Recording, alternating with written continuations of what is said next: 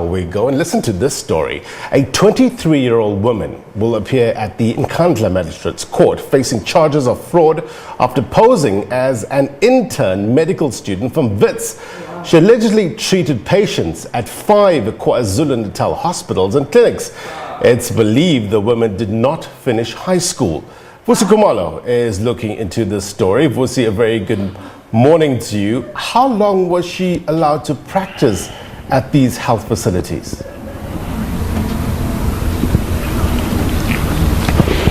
Good morning, Blaine, as well as to the viewers. Well, it's still a mystery on how did she become, or how did she even practice being a medical intern, even as far as back as knowing that initially she's a dropout, a high school dropout. According to media reports, that she last attended high school at grade 11. That was like 4 years ago, and then she didn't even pass grade 11.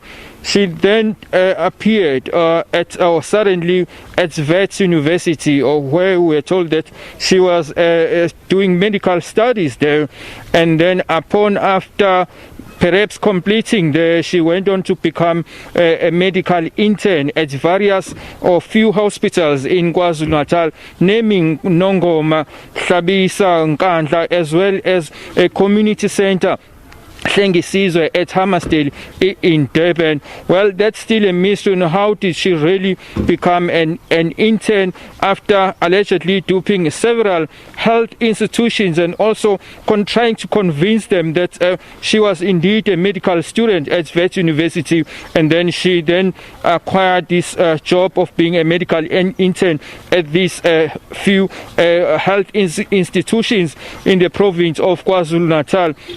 Well, Plain, I must say that she has just briefly appeared in the Nkandla Magistrate's court, where she was facing charges relating to fraud, and also because we are told that she also had someone who also tried to make a certificate or a medical degree from Wits University, because in those institutions or health institutions in the province, she was also presenting those papers to say that to convince them that she was indeed a medical student coming to serve her clinical internship at those institutions. Well, after her brief appearance, the court heard that she was being observed at Ngwelezano Hospital, but a psychological doctor there told her that she was not able to determine whether she was suffering from any psychological condition.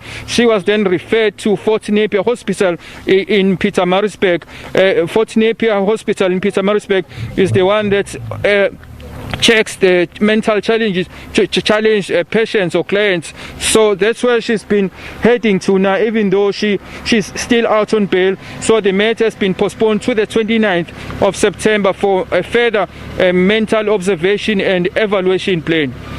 So do we know, as you reporting, she was taken on as an intern, do we know how many patients she saw? Do we know if she prescribed medication, for instance, for these patients?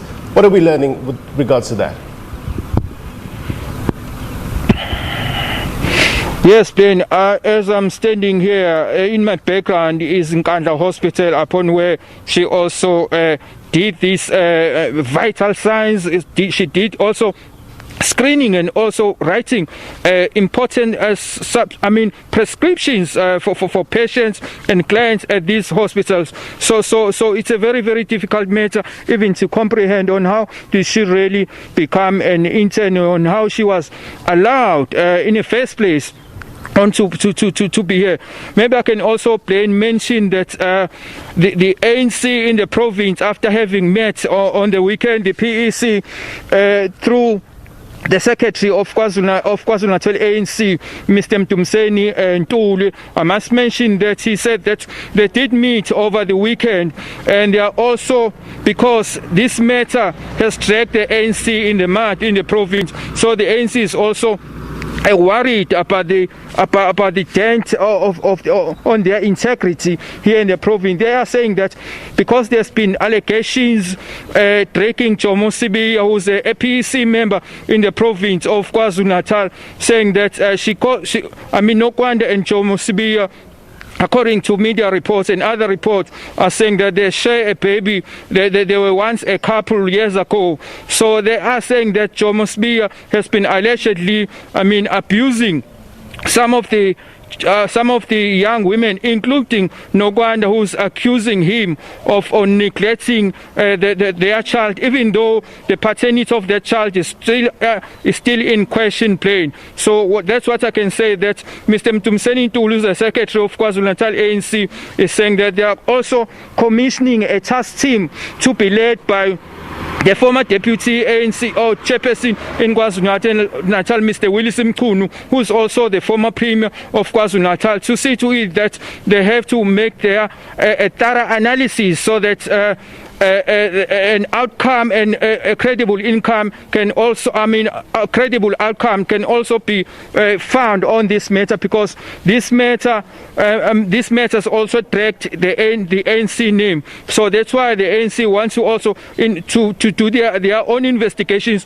even though the courts are also handling this matter, saying that they have to be a trusted ally for those who are running away, to say that the ANC is also there, so that the gender-based violence victims can also find sanctuary and see ANC as one of the most safe places for the gender-based victims or survivors to run to.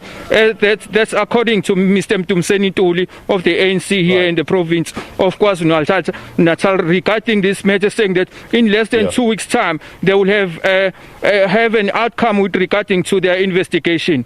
All right, so the ANC's point of view notwithstanding, what are health officials saying with regards to this 23-year-old woman? She managed to pull it off for a couple of months, isn't it? How long, just tell us again, how long was she, seeing to patients, etc., at the various hospitals? And what are health officials saying in terms of how did she manage to get away with this?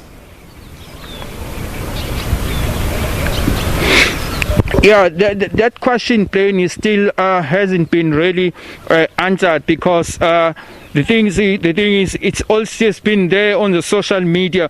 But what we are sure of is that since 2017, she's been practicing as a medical intern at these hospitals in Nkandla, Nkandla, and a community center at Hammersdale in Durban. So she's been there, doing all of this work with regarding to doing vital signs and screening, as well as writing prescriptions for the client. So since 2017 she's been doing all of this work, and it still remains a mystery on how this really become a medical intern after having even failed a grade 11 at high school play. She's been practicing from 2017. Allegedly she didn't pass grade 11, as you're reporting. Interesting story indeed. Vusi Khumalo, thank you very much indeed for your reporting.